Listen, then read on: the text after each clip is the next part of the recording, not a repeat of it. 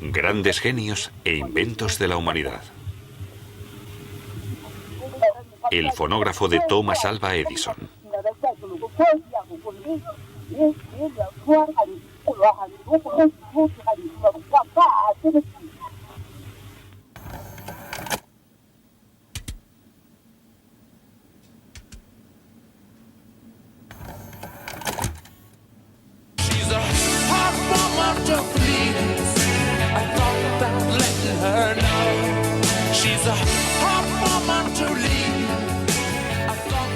Mick Jagger y el fonógrafo. ¿Qué tienen que ver el uno con el otro? Puede que el rockero no sepa que en gran parte le debe su carrera a este aparato, que hoy nos parece intrascendente e incluso grotesco.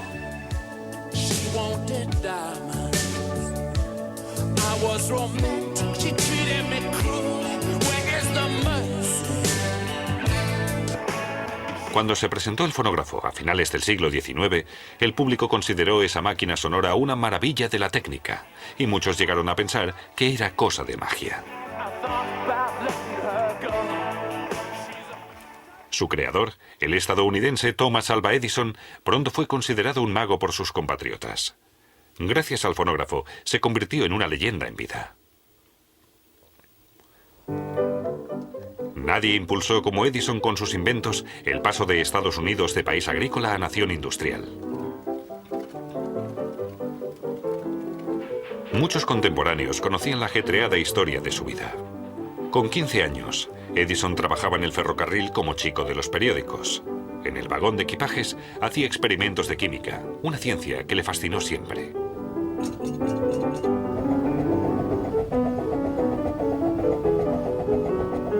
Su actividad principal era la de impresor, redactor y editor del Weekly Herald, un seminario sobre el pequeño mundo de Alvar Edison en el ferrocarril.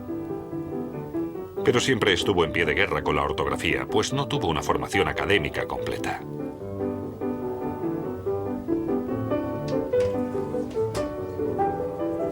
Edison no duró mucho en el oficio de la prensa ambulante. Quería ser telegrafista, anhelo que conseguiría varios años después. En su nuevo puesto de trabajo, Edison dedicaba las noches a intentar mejorar la telegrafía. Más tarde, se hizo autónomo. En 1869, con 22 años, ya tenía su propia empresa de avances e investigación. Ganó una buena suma de dinero con su impresora de acciones, que vendió a la poderosa compañía telegráfica Western Union. 7 años después, dio un paso más. Edison creó en Menlo Park, Nueva York, una fábrica de inventos sin precedentes. Contrató a decenas de trabajadores y les asignó objetivos de investigación industrial. En Menlo Park, Edison inventó el fonógrafo. Desde siempre le había fascinado el misterio de los sonidos y las voces. Puede que porque desde pequeño padecía una sordera parcial. Para sus experimentos con la voz, Edison utilizó diafragmas como los que se aplicaron en su día en el primer teléfono. Una casualidad le llevó hasta el principio del registro de sonido. Notó unas vibraciones en el diafragma y observó que un mismo sonido siempre producía las mismas vibraciones.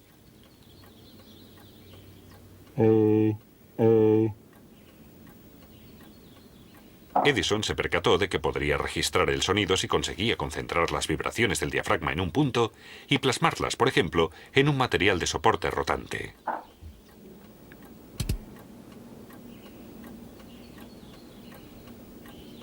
Tenía que conseguir poner en práctica esta genial idea lo antes posible. Edison siempre contemplaba la posible producción en serie de sus inventos.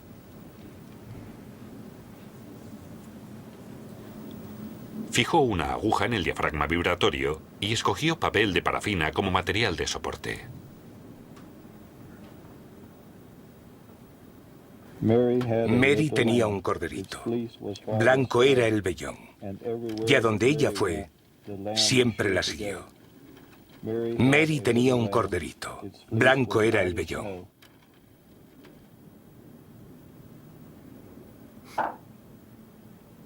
Después de la primera prueba, Edison comprobó que las vibraciones se habían grabado. En sus apuntes más tarde afirmó: "No hay ninguna duda de que puedo grabar la voz humana y reproducirla cuando quiera". Tenía razón, como se demostraría después.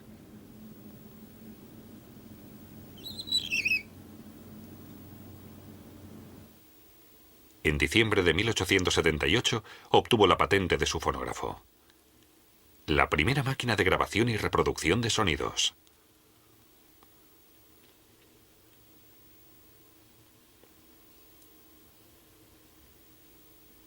El jefe de la banda de Menlo Park, como se denominaba él mismo, y sus fieles trabajadores habían terminado su obra maestra. Su primer fonógrafo era un sencillo aparato mecánico con una sólida manivela. Habla Edison. Mary tenía un corderito. Blanco era el vellón. Y a donde ella fue, siempre la siguió. Edison descubrió su invento como el amigo del taquígrafo. Él concibió el fonógrafo principalmente como un aparato de dictado para las oficinas modernas. Pero de entrada, el público no le hizo demasiado caso a la máquina parlante.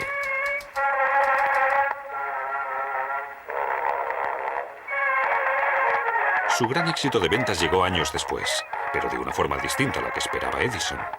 El fonógrafo se demandaba como aparato de entretenimiento.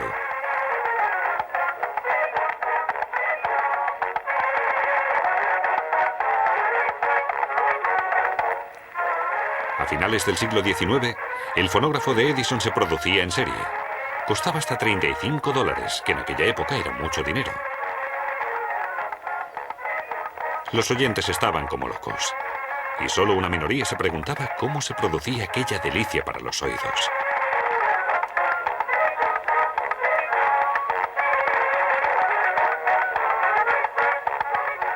El principio del prototipo de Edison era muy sencillo. Una bocina focalizaba las ondas sonoras con tanta fuerza que hacían vibrar un diafragma situado en su extremo. Mary tenía un corderito. Blanco era el vellón. Y a donde ella fue, siempre la siguió. Una aguja, también denominada púa, registraba las vibraciones sobre una fina película. Como solo podía moverse de forma vertical, hacía registros de profundidad. El resultado era una pista sonora helicoidal.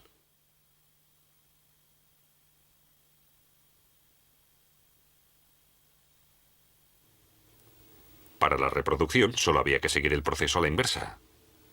La aguja seguía la pista sonora y con sus movimientos hacía vibrar el diafragma. Mary tenía un corderito. Blanco era el vellón. Y a donde ella fue, siempre la siguió. Ahora la bocina actuaba como un altavoz y focalizaba el sonido. Si Edison no se hubiera entregado en exclusiva a su invento, no habría podido trabajar constantemente en sus mejoras. En 1890 sustituyó la hoja de estaño por cera preparada y más tarde goma laca para hacer los cilindros considerablemente más duraderos. Los robustos cilindros de Edison abrieron nuevos mercados. Con la venta de grabaciones de sonido prefabricadas, nació la industria del entretenimiento.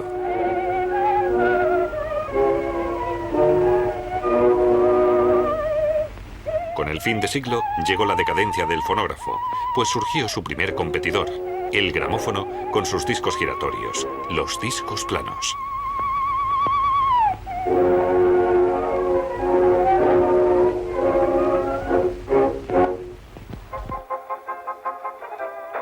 La idea fue de Emil Berliner, un inventor de Hannover expatriado a América en su juventud.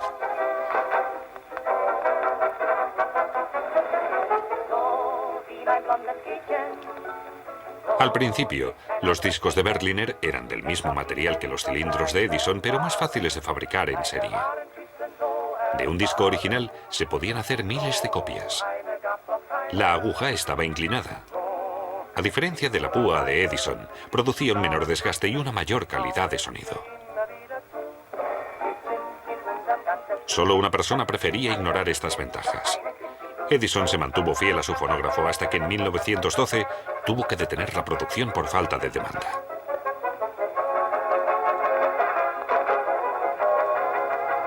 Poco después, las familias escuchaban los discos de los estudios de grabación Edison, por supuesto, en los gramófonos de Edison. Él también vio que no había forma de frenar el éxito del gramófono, que ya creaba ambiente en viviendas y salas de baile de todo el mundo.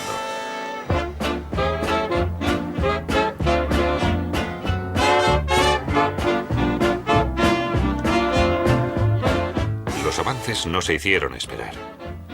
Primero llegaron los discos de doble cara y más tarde los LPs con más pistas de sonido y menor velocidad de giro.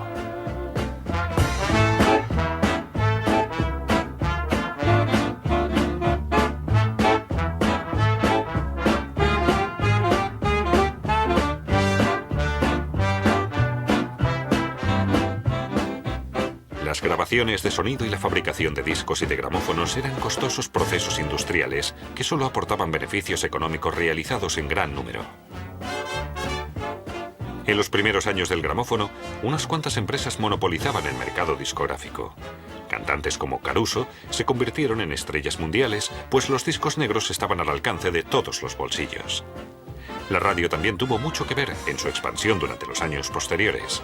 Las radioondas hacían llegar los nombres de las canciones a todos los rincones del mundo.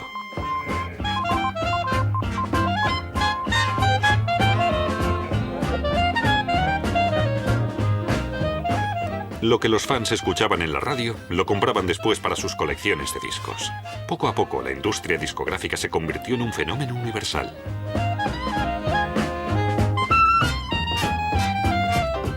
La música estaba en el aire y entretenía a millones de personas en todo el mundo.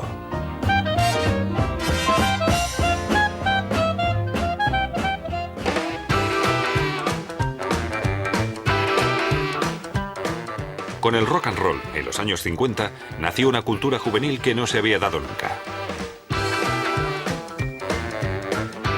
Sin los discos negros y redondos, este movimiento habría sido impensable.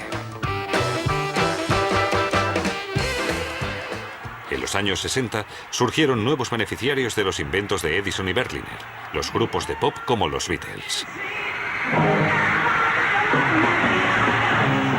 Uno pierde la cuenta de los discos de oro que obtuvieron en su época por los millones de copias vendidas.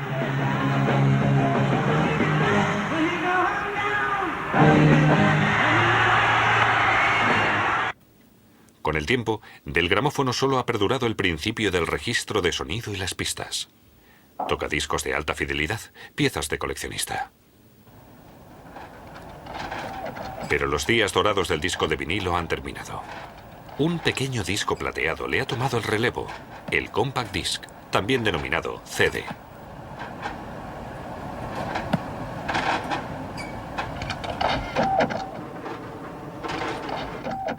No es un sistema mecánico, sino uno óptico-electrónico. Los sonidos se graban como datos informáticos. Un lector láser recorre las pistas sin necesidad de tocarlas y un microchip reproduce los sonidos sin crepitación ni ruido.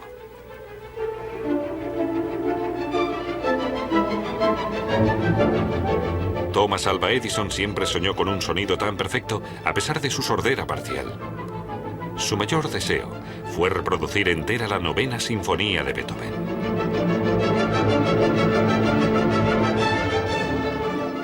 Uno de los pocos objetivos que este gran hombre no pudo conseguir.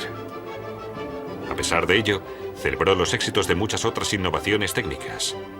Su invento más importante fue la bombilla eléctrica.